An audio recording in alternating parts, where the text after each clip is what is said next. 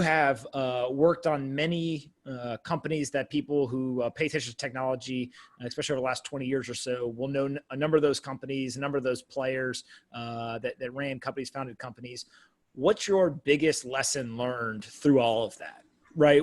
Whether it comes from the people, the companies, like what would you say is the biggest lesson you learned through that whole timeline? Yeah, there actually is a biggest lesson, oddly. And I learned it when I was at Mahalo, and Mike Moritz, who is, fabled Sequoia partner founder, came to visit us one day, and he had like a Q&A, ask me anything session. And I asked him the question. I said, look, you have like 30 years, it was either 30 or 40 years of venture capital experience at the time. You've seen a lot of stuff. What's the difference between the companies that make it and become big things like Apple and Google, and the companies that just die? And I really thought the answer was going to be something like, well, it depends. There's a lot of things, a lot of factors. And he said, oh, that's easy.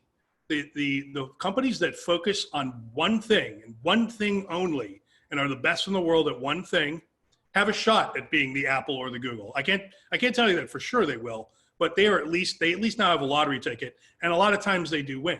The companies that definitely fail every time are the ones that can't pick a direction, right? They're like, there's money over an enterprise, so let's forget our consumer thing and go over here, right? They sort of get distracted by all these siren songs around them, and those are the companies that die. And if you're, pivoting, like, so much you're doing pirouettes, like, you're definitely going to die. And that's the pattern that he's seen. So that's sort of A. B, this is not a direct lesson of mine, but when I heard this, it rang very true.